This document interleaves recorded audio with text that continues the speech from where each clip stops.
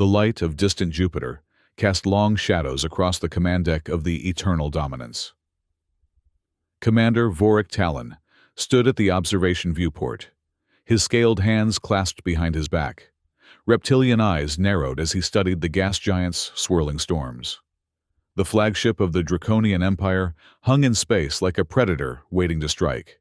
18 kilometers of gleaming alloy and weaponry. The culmination of conquest across 37 star systems. "Status report," Vorik demanded without turning. Captain Mira Zex approached with practiced precision, her footfalls perfectly timed. Like all Draconians, she wore her rank with physical pride. Ceremonial armor polished to a mirror sheen. Clan markings etched into the plates that protected her throat. Long-range scans complete. "Commander, the human defenses are precisely as our intelligence predicted. Primitive orbital platforms, minimal shielding technology, and scattered fleet movements suggesting no unified command structure." Vorik's mouth curved into what passed for a smile among his kind. "Their transmissions, still fragmented. 73 distinct military authorities, each claiming sovereignty over different territories. Some appear to be engaged in minor conflicts with each other." She hesitated. "Though Captain Krell's intelligence team notes certain inconsistencies. Inconsistencies are the hallmark of primitive species." "Captain." Vorik dismissed her concern with a flick of his clawed hand. "The Supreme Council deemed this world not worth serious intelligence investment. A Class 4 acquisition at most. Resources and slaves, nothing more." Lieutenant Jakor approached, his junior rank evident in the slight stoop of his posture. "Commander, preliminary scan results from the outer system defense perimeter." Vorik took the data crystal, inserting it into the holographic projector at the center of the command deck. A three-dimensional map of Earth's solar system materialized, blue markers indicating Draconian battle groups, red showing detected human vessels. "Pitiful," Vorik observed. "Their ships cluster around their homeworld like frightened younglings. Have they detected our presence yet?" "Impossible to determine, sir," Jakor replied. "Their communication encryption is unexpectedly sophisticated." "Sophistication is relative, Lieutenant." Vorik's tone carried a warning. "The Zalari were sophisticated before we reduced their cities to ash. The Paraxians had sophisticated biological defenses before our engineered plagues wiped them out. These humans are divided, technologically stunted, and have never faced a true interstellar threat. They will fall like all the others." The hologram flickered, then stabilized as new data points appeared. "Commander," Mira's voice had sharpened. "Battle Group Sirius reports contact with unidentified vessels near the gas giant's outer moons." Vorik turned, interest peaked. "Show me." The hologram shifted, zooming toward Jupiter's orbit. A cluster of small craft had appeared from behind one of the larger moons, accelerating toward the Draconian scout vessels. "Analysis?" Vorik demanded. Jakor's fingers danced across his console. "Transport vessels, sir. Minimal armaments, no significant shielding. They appear to be civilian craft." Vorik felt a ripple of disgust. "They send cargo ships against Imperial warships? This is beneath." The command deck erupted in red emergency lighting as proximity alarms screamed. The hologram showed the human transports suddenly accelerating to impossible velocities, their trajectories aimed directly at the Draconian vessels. "Evasive maneuvers!" Vorik shouted, but the order came too late. The hologram showed the transport vessels detonating in sequence, each explosion far more powerful than their size should have allowed. Battle Group Sirius's formation disintegrated in cascading failures of shields and hull breaches. "Impossible," Vorik whispered as the signature of the Draconian battlecruiser, Indomitable, winked out. "How could they—" "Sir," Mira's voice cut through his shock. "The transports carried concentrated antimatter charges. Our scanners detected them as standard fusion drives until detonation. And Battle Group Sirius didn't raise shields because they categorized them as non-threats." Jakor added, his voice hollow with disbelief. Vorik slammed his fist against the console. Those were sacrificial vessels. What species sacrifices its own to destroy a superior force? The question hung in the air, unanswered as reports flooded in from across the system. A cloaked human strike force had appeared from the asteroid belt, destroying a draconian munitions carrier. 3 more battle groups reported unexpected resistance from what should have been easily overwhelmed human defenders. How can these primates outmaneuver us? Vorik demanded, fury and confusion warring across his features. Captain Zex, I want a full tactical reassessment. Lieutenant Jakor, pull every scrap of intelligence we have on human warfare. Something is very wrong here, and I will not report failure to the Supreme Council. As his officers scrambled to obey, Vorik turned back to the viewport, staring at Jupiter's distant storms with new wariness. The easy conquest he had anticipated had just become something far more dangerous. The humans had drawn first blood. The next 12 hours aboard the Eternal Dominance passed in a flurry of activity that bordered on panic, an emotion no draconian officer would ever admit to experiencing. Commander Vorik had sequestered himself with his senior staff in the Strategic Command Center, surrounded by holographic displays showing the rapidly deteriorating situation across the solar system. 3 more battle groups lost, Vorik growled, studying the tactical display. 37 vessels, thousands of Imperial warriors, and we still don't understand their strategy. Captain Mira Zex stood at his right shoulder, her posture rigid, but her eyes alert. Commander, I've been analyzing human historical records from our databanks. I believe we've made a critical error in our assessment. Explain, Vorik demanded. Mira activated a secondary display, showing a timeline of human conflicts. Unlike the unified histories of conquered species like the Zalari or Paraxians, human history is marked by constant internal warfare. They fought each other continuously, with only brief periods of relative peace. How is their self-destructive nature relevant to our campaign? Vorik's patience was visibly thinning. Because it's driven unprecedented technological acceleration, Mira continued, undeterred. Look at the pattern. Their most significant innovations come during or immediately after major conflicts. They developed atomic weapons, spaceflight, global communications, and artificial intelligence during periods of intense competition and threat. Lieutenant Jakor, who had been quietly working at a sensor station, looked up. Sir, Captain Zex's analysis aligns with anomalies I've detected in our long-range scans. What anomalies? Vorik's attention shifted. Jakor approached, bringing his data to the main display. Our initial scans showed limited human activity beyond their moon, but I've been detecting gravitational distortions near Mars that don't match natural phenomena. The readings are intermittent, as if what, Lieutenant? Vorik prompted. As if something is being deliberately hidden, Jakor finished. Something massive. Vorik's eyes narrowed. You're suggesting they have a hidden fleet? Not just a fleet, sir, Jakor said, his voice dropping. The mass displacement readings suggest something far larger, possibly a super armada or orbital construction facilities that our intelligence never detected. Mira exchanged a look with Jakor before addressing her commander. Sir, consider the implications. What if the humans expected us? What if their apparent disunity was manufactured? Vorik's scales darkened with anger. That would mean they've been feeding us false intelligence for years. No primitive species could orchestrate such deception against the Empire. With respect, Commander, Mira pressed. A species that evolved through constant warfare would understand deception better than most. And if they somehow detected our probe vessels years ago... The tactical alert interrupted her theory. All displays shifted to a new threat emerging near Mars. Commander, Jakor's voice cracked with alarm. Massive energy surge detected in the Mars sector. It's like nothing in our records. The main view screen showed it clearly now.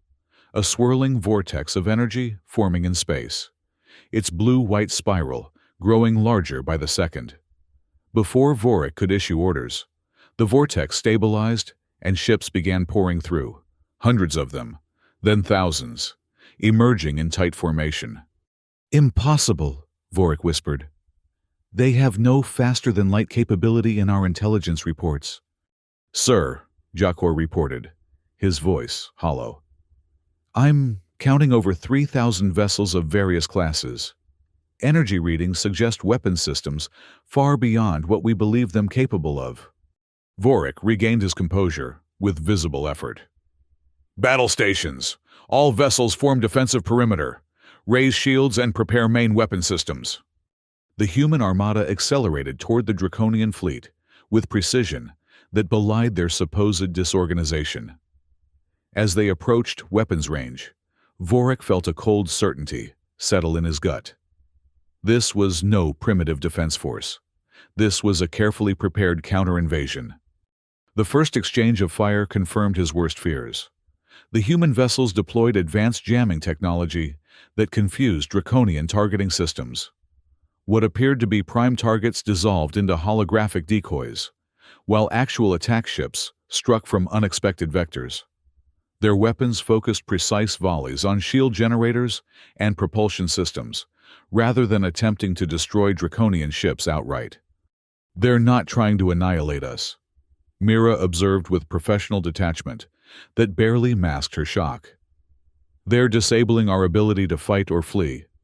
Within minutes, the Draconian fleet was in disarray, shields failing across multiple vessels, communications jammed between ships, and precision strikes disabling weapon systems with surgical accuracy. The Eternal Dominance shuddered as multiple impacts bypassed its primary shields. "Damage report," Vorik demanded, as emergency lighting bathed the command deck in crimson. "Primary shields at 17%, an officer called out. "Secondary weapons offline. Communication with 30% of the fleet lost." Vorik gripped the command rail, knuckles white. "Countermeasures. Deploy the resonance torpedoes." "Sir," Jakor interrupted. "Long-range sensors detect another wave of ships emerging from the Mars vortex." Before Vorik could respond, all communication systems across the command deck activated simultaneously, overridden by an external signal that bypassed their security protocols as if they didn't exist. A human face appeared on the main screen, elderly by their standards, with dark skin etched with lines of experience, wearing a uniform adorned with symbols of rank that Vorik didn't recognize. "This is Admiral Blackwell of the United Earth Defense Force." The human spoke in perfect Draconian language. "Commander Vorik Talon, your border patrol encounters were merely a taste of our defensive capabilities. You have 2 minutes to power down your weapon systems and open a diplomatic channel, or we will demonstrate our offensive capabilities.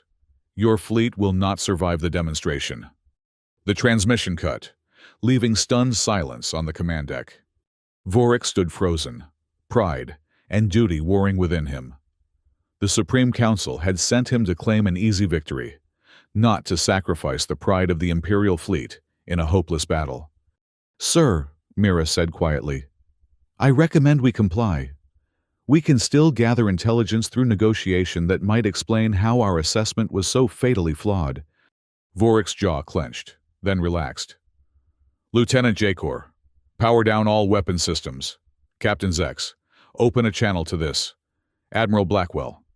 As his orders were carried out, Vorik stared at the view screen, showing the massive human armada surrounding his crippled fleet. Somewhere deep in his warrior's heart, he recognized the bitter taste of absolute defeat.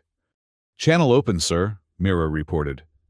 Vorik straightened his posture, determined to maintain Imperial dignity, even in surrender. "Admiral Blackwell, this is Commander Vorik Talon. Our weapons are powered down, our shields lowered. I request a meeting to understand how my intelligence about your species was so fundamentally incorrect." There was a pause before Blackwell responded, his expression unreadable to Draconian eyes. "Request granted, Commander. A shuttle will be dispatched to your vessel in 2 hours to bring you and 2 officers of your choosing to our orbital command. We have much to discuss about the future relationship between our peoples." As the communication ended, Vorik turned to his officers. "Captain Zex, Lieutenant Jakor, you will accompany me. Have the ship's data crystals prepared with all our intelligence on human capabilities. I want to understand exactly how we were so thoroughly deceived." Mira nodded, her expression solemn. "And if they demand surrender terms beyond this temporary ceasefire?"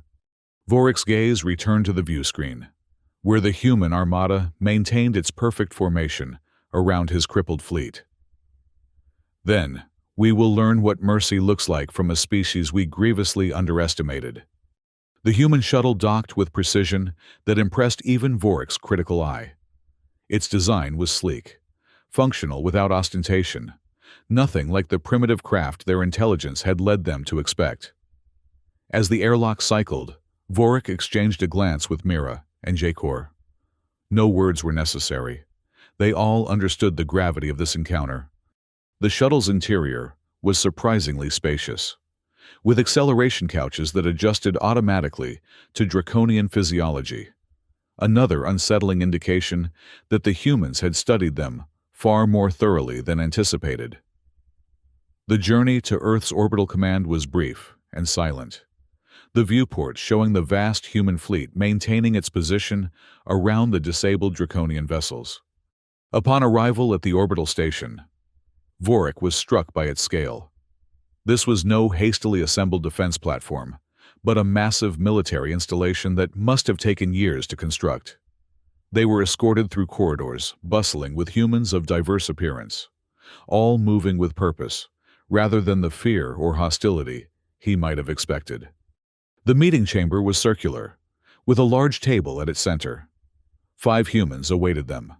Admiral Blackwell, whom Vorik recognized from the transmission, a broad-shouldered individual with close-cropped gray hair, a woman with dark skin and keen eyes, a man with features suggesting ancestry from Earth's eastern regions, and a silver-haired woman whose uniform lacked military insignia.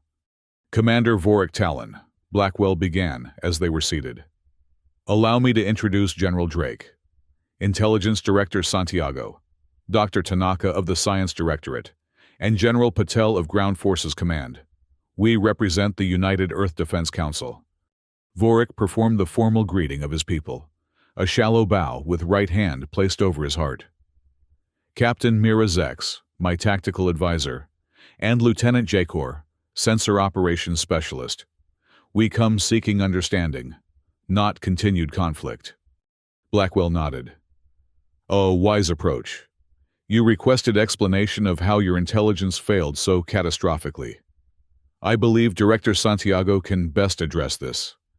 The dark-skinned woman activated a holographic display between them.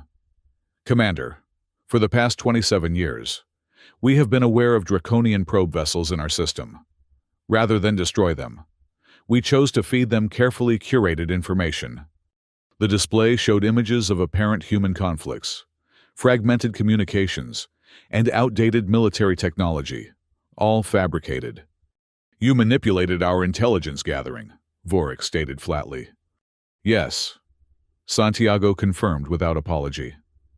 We studied your previous conquests, the Zalari, the Paraxians, others. We recognized your pattern, identified divided worlds with limited technological capabilities, then overwhelmed them before they could unite in defense. General Drake leaned forward. So we gave you exactly what you wanted to see. A divided planet with modest technology and no unified military. Meanwhile, we prepared. The hologram shifted to show massive underground facilities, orbital construction yards hidden on the far side of moons and asteroids, and training exercises involving thousands of ships. But how? Jakor asked. Professional curiosity overcoming protocol. Our intelligence suggested you had barely achieved rudimentary spaceflight beyond your own moon. Dr. Tanaka spoke for the first time, her voice calm and measured. When facing an existential threat, Commander, human innovation accelerates exponentially. Once we confirmed your Empire's intentions through intercepted communications, we devoted approximately 40% of global resources to defensive preparation. The hologram showed a timeline of technological development that defied Vorik's understanding of species advancement rates. We developed practical, faster-than-light portal technology in just 3 years, Tanaka continued. We reverse-engineered aspects of your shield technology from the energy signatures of your probe vessels. We unified our previously fragmented military forces under a single command structure, something that would have taken decades under normal circumstances. General Patel gestured to another section of the holographic display. Our manufacturing capabilities were transformed through advanced, three-dimensional printing technologies. We can produce a capital ship in weeks, rather than years. The fleet you encountered represents only 30% of our total forces. Vorik felt the weight of each revelation like a physical blow. He had led his forces into not just defeat, but absolute tactical disadvantage based on fundamentally flawed assumptions. "Why reveal yourselves now?" Mira asked. "You could have allowed us to commit more forces before springing your trap." Admiral Blackwell's expression hardened. "Because unlike your Empire, Commander Zex, we do not glorify unnecessary bloodshed. The ships and lives already lost were sufficient to demonstrate our capabilities without requiring genocide." "You spoke of our future relationship," Vorik said, redirecting the conversation. "What terms does Earth demand?" The 5 humans exchanged glances before Blackwell answered. "Your remaining vessels will be temporarily detained for study. Your crews will be treated humanely according to our laws of war. After a period of 90 days, you will be escorted back to your territory with a formal proclamation. Earth and its colonies are designated as sanctuary systems. Any further military incursion will be met with immediate and total response." Vorik's mind raced, calculating the implications. "And if the Supreme Council rejects these terms, then the next fleet they send will encounter not just defense, but retaliation," Drake stated bluntly. "We've already established outposts beyond your sensor range using our portal technology. We can strike at the heart of your Empire before your hierarchical command structure even processes the threat." The chamber fell silent as Vorik absorbed this. Everything about his understanding of warfare, of conquest, of his Empire's supremacy, had been upended in a single day. "There's something I don't understand," Vorik finally said. "You knew we were coming. You prepared overwhelming force. Why not strike first? Why wait for us to attack?" Dr. Tanaka smiled slightly, an expression Vorik found impossible to interpret with human features. "Because that is the fundamental difference between us, Commander. We build for defense, not conquest. We unite against threats but do not seek to dominate others. Earth has designated itself a sanctuary, not just for humans, but for any species seeking refuge from empires like yours." The implication was clear, and Vorik felt it like ice in his blood. "The Zalari survivors, the Paraxian enclaves, you've been harboring them and helping them rebuild," Patel confirmed. "Your Empire made a critical error in your conquests. Commander, you left survivors with nothing to lose and everything to gain by sharing their knowledge of your tactics and weaknesses." As the meeting concluded with formal agreements for the detention period, Vorik found himself walking the station's observation deck with Mira, while Jakor coordinated with human technical officers. "Captain Zex," he said quietly, "your analysis about human innovation under threat was more prescient than either of us realized." Mira nodded, her gaze fixed on Earth, visible through the viewport, a blue-green jewel that had just humbled an interstellar empire. "Sir, I've been reviewing the historical data they provided during the meeting. Their species has a concept they call the cornered animal, the idea that the most dangerous opponent is one facing extinction with no escape. We made them believe they faced extinction," Vorik realized. "And in doing so, we transformed them from divided nations into the most formidable unified force our empire has ever encountered." Mira concluded. The Supreme Council will not be pleased with this outcome. Vorik's jaw tightened. The Supreme Council sent us to conquest based on fatally flawed intelligence. They will accept these terms because the alternative is worse than they can imagine. You saw the data. The humans could have destroyed us entirely. As they watched Earth rotate slowly beneath them, Vorik contemplated how he would explain to the Supreme Council that the Draconian Empire had finally encountered a species that turned the threat of conquest into unprecedented strength, and what that might mean for the future of imperial expansion.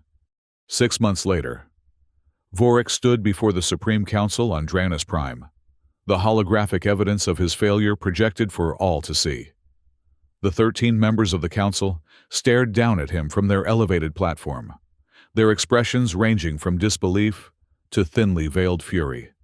"You expect us to accept these terms?" First Councillor Drex hissed, tail lashing behind his ornate chair. "This primitive species humiliates our forces, studies our technology, and then dictates boundaries to the Draconian Empire." Vorik maintained perfect composure, despite the ceremonial blade resting on a pedestal nearby, the traditional method for disgraced commanders to restore honor through ritual suicide. "I expect the Council to recognize reality, Councillor," Vorik replied evenly. "The humans permitted me to return with comprehensive scans of their defensive capabilities precisely because they want you to understand the futility of further aggression." He activated a new section of the holographic display, showing the positions of confirmed human outposts that had appeared throughout the sector since his return journey began. They possess faster-than-light portal technology that doesn't require our traditional jump gates. Their vessels can appear anywhere, anytime, without warning. Second Councillor Triz leaned forward, her ancient eyes narrowed to slits. "And you believe their claim that they harbor survivors of worlds we conquered? This is propaganda meant to undermine our authority." In response, Vorik activated the final piece of evidence, recorded testimony from delegations of Zalari and Paraxians now living under human protection. As the faces of species thought nearly eradicated appeared before the council, murmurs of shock rippled through the chamber. "Impossible," Councillor Drex whispered. "The cleansing operations were thorough. There couldn't be enough survivors to rebuild their cultures." "The humans have a saying," Vorik countered. "Where there's life, there's hope." They found the survivors we overlooked, gathered them from across the galaxy, and gave them sanctuary. More importantly, they gave them purpose, revenge against the empire that destroyed their homeworlds. The council chamber fell silent as the implications sank in. It wasn't just humans they would face in continued aggression, but a coalition of vengeful species with intimate knowledge of draconian tactics and weaknesses. Third Councillor Mex, always the pragmatist, broke the silence. "What exactly do these terms entail? Speak plainly, Commander." Vorik straightened. "Non-interference with Earth and all systems they designate as sanctuaries. Cessation of expansion toward their sector of space. Formal recognition of their territorial boundaries." He paused before delivering the final condition. "And initiation of diplomatic relations regarding the status of species currently under Imperial control." "They demand we negotiate the release of our subject worlds?" Drex roared, rising from his seat. "This is intolerable. I move for immediate preparation of a punitive expedition with our entire Central Fleet." Captain Mira Zex, who had been standing silently behind Vorik, stepped forward.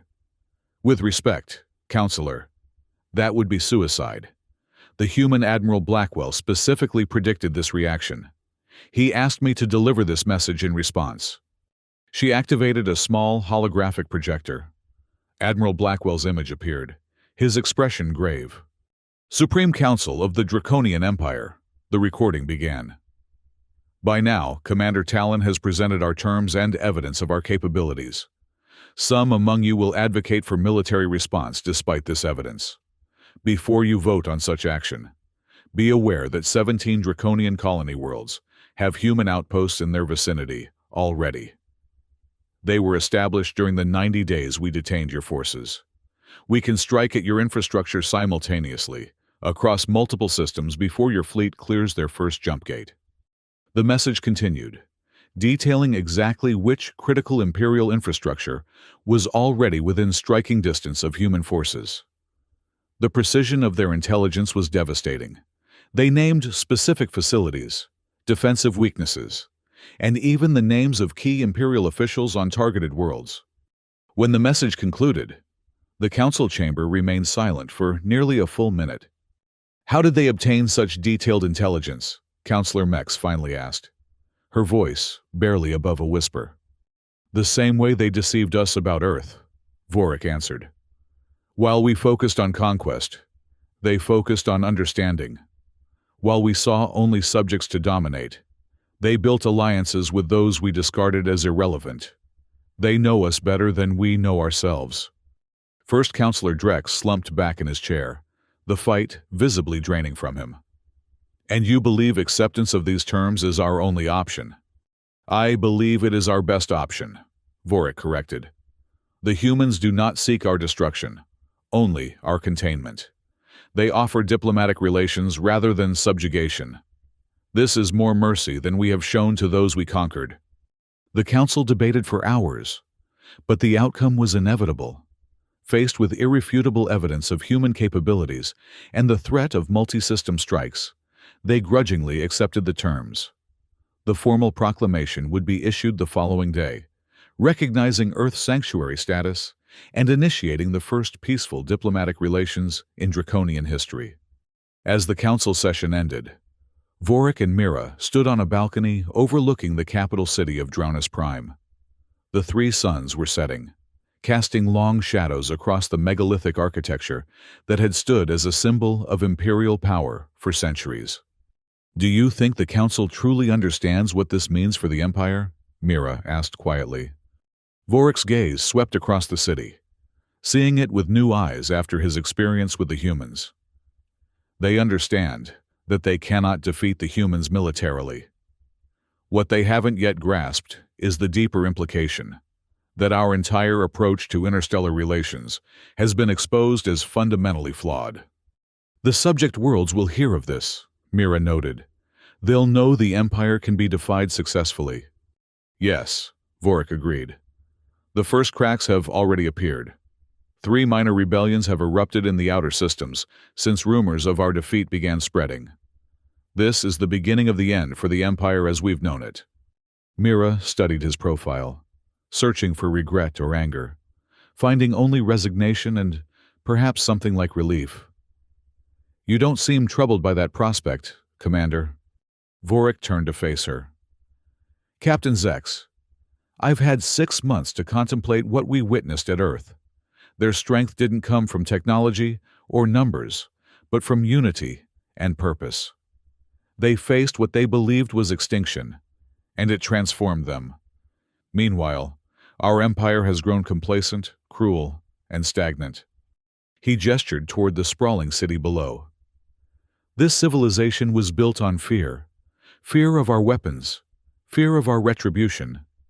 The humans showed us what happens when a species overcomes that fear and stands united against tyranny. Perhaps it's time for Draconians to learn a different way to exist in this galaxy." As darkness fell over the capital, Vorik contemplated the stars, becoming visible above, each one potentially harboring species, with their own unique strengths and perspectives. For the first time in his military career, he found himself wondering what might be accomplished through alliance rather than conquest. "The humans have a saying that Admiral Blackwell shared with me before our departure," Vorik said softly. "The arc of the moral universe is long, but it bends toward justice. I didn't understand its significance then.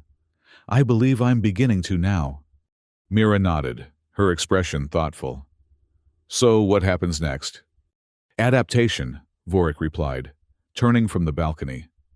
"The Empire wanted a fight with a primitive world, and Earth sent the kind of fight we will regret asking for. Now, we must learn to be something other than conquerors if we wish to survive in a galaxy where the conquered have found their voice and their protector. As they walked back into the council building to prepare for the diplomatic proceedings to come, Vorik reflected that perhaps defeat by the humans was not the end of draconian civilization, but the beginning of its transformation into something worthy of the stars they had so long considered their birthright to rule. The humans had not just beaten them, they had changed them. And somewhere in that change lay the seeds of a better future for all species caught in the endless cycle of conquest and subjugation. Perhaps that, more than any technology or tactical brilliance, was humanity's greatest achievement and most powerful weapon.